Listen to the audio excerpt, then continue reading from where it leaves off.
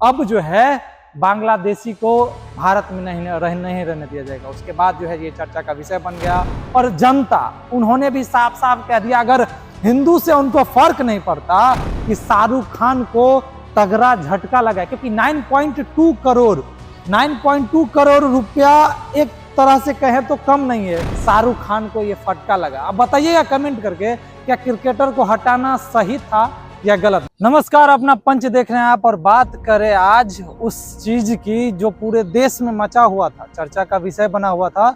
आपको याद होगा कि बांग्लादेश में एक कांड हुआ था, हिंदू के साथ हुआ था। हिंदू एक युवक को जिंदा जला दिया गया था, जिंदा नहीं कह सकते लेकिन जिंदा को जो है मार मार कर अधमरा करने के बाद उसको जिंदा जला दिया गया। उसके बाद जो है पूरे देश में कोहराम मच गया। पूरे भारत में कहें तो भारत में अब ऐसा माहौल बन गया कि भाई हिंदू को मार दी हो तो बांग्लादेश को किसी को नहीं छोड़ेंगे और बांग्लादेशी को भगा देंगे। और ये पूरे राज्य में, पूरे देश में जो है ये फैला हुआ था कि भाई साहब अब जो है बांग्लादेशी को भारत में नहीं रहने दिया जाएगा। उसके बाद जो है ये चर्चा का विषय बन गया और ये धीरे धीरे चिंगारी बढ़ते चली गई। अब बात करें, ये चिंगारी वहां तक पहुंच गई कि अब एक क्रिकेटर को भी, जो एक क्रिकेटर था उसको भी अब यहाँ पे खेलने से मना कर दिया गया है। कारण क्यों है? क्योंकि वो बांग्लादेशी था। अब वो कौन था तो हम आपको बता दें, मुस्तफिजुर रहमान।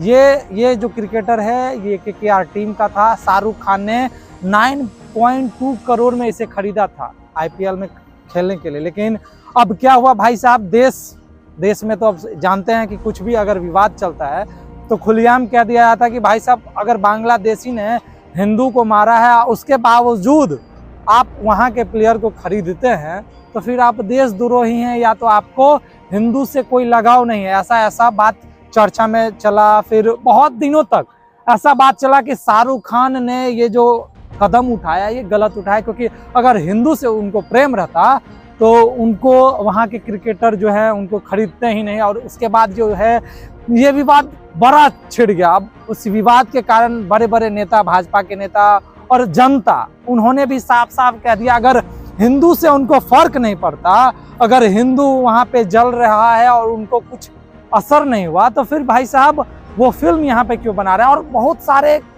कहें तो तंज कसा जा रहा था। बीसीसीआई के द्वारा भी लोगों को कहा जा रहा था कि भाई बैन क्यों नहीं किया जा रहा है, क्योंकि अगर सरकार बैन कर दे या बीसीसीआई बैन कर दे तो फिर उसको क्रिकेटर को हटना पड़ेगा। लेकिन कुछ दिन पहले तक बीसीसीआई ऐसा कोई कदम नहीं उठाया था, बोला था चलो भाई क्रिकेटर है खेल सकता है। लेकिन आज के दिन अहम जो फैसला है बीसीसीआई के द्वारा लिया गया, जिसके बाद जो है बांग्लादेशी क्रिकेटर को हटा दिया गया, यानी कि आदेश दे दिया गया कि अब जो है बांग्लादेश का जो क्रिकेटर है अब आईपीएल में नहीं खेलेगा। उसके बाद जो है तगड़ा झटका कह सकते हैं कि शाहरुख खान को तगड़ा झटका लगा, क्योंकि 9.2 करोड़ रुपया एक तरह से कहें तो कम नहीं है। 9.2 करोड़ में शाहरुख खान ने खरीदा और वो पैसा बर्बाद हो गया शाहरुख खान का। लेकिन अब बात करें भाई देशभक्ति की, तो देशभक्ति के लिए एक अहम रोल कह सकते हैं कि बीसीसीआई ने लिया, क्योंकि एक हिंदू को अगर बांग्लादेश में मारा जा रहा है,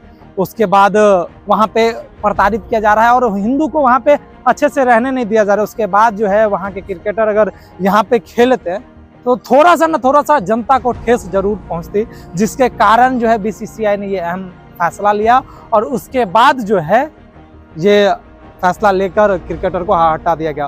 उसके बाद ये चर्चा का विषय बन गया। हम आपको पढ़ाते भी हैं कि आखिर इसमें क्या क्या और लिखा है। मुस्तफिजुर रहमान मामले में बीसीसीआई ने एक्शन लेते हुए कोलकाता नाइट राइडर्स को उन्हें अपने स्क्वाड से रिलीज करने के निर्देश दिए थे, जिसके बाद फ्रेंचाइजी ने उन्हें टीम से हटा दिया।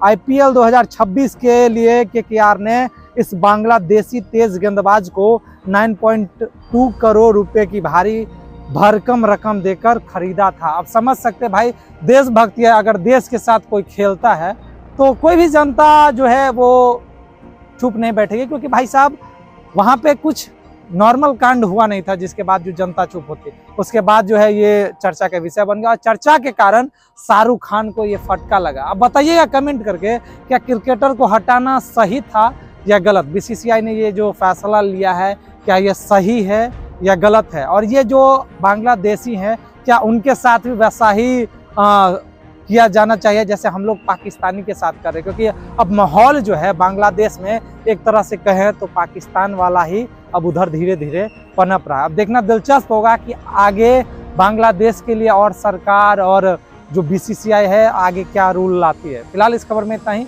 अगर आप हमारे चैनल पे नए आए हैं तो हमारे चैनल को लाइक कीजिएगा, सब्सक्राइब कीजिएगा। तब तक के लिए धन्यवाद।